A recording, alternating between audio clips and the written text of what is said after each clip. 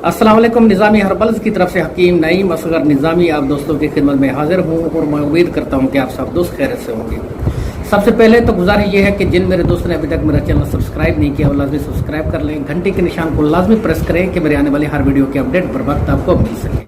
आज मैं आप दोस्तों को एक ऐसा कमाल का नुस्खा बताऊंगा जिसके इस्तेमाल से 10 औरतों की तसल्ली पर भी नफ्स का तनाव नहीं टूटेगा, नफ्स ढीला नहीं पड़ेगा।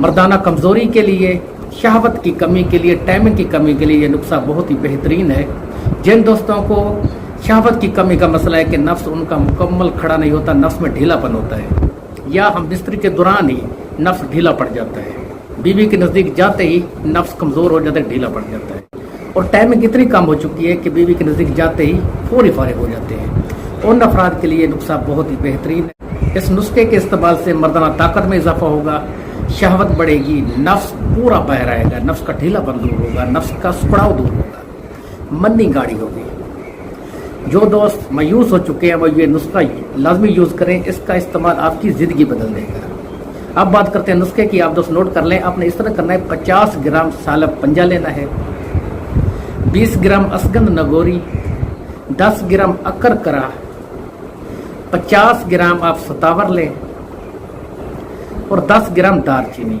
इन तमाम अज्जा को पीस कर मिक्स कर लेना है और इनमें शामिल करना है आपने 50 ग्राम कोज़ा मिस्री पीस कर।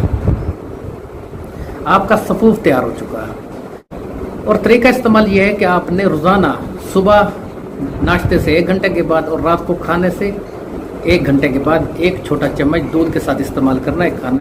इसका इस्तेमाल आप दोस्तों की ज़िंदगी बदल देगा, नफ्स में सख्ती आएगी, नफ्स पूरा बाहर को निकलेगा और जो नफ्स का सुखड़ा वो दूर हो जाएगा, मर्दाना ताकत में इजाफा होगा, कुव्वत बाह बढ़ेगी और टाइमिंग बढ़ेगी। ये नुस्खा आपने यूज़ करना है कम अज़ कम 21 दिन।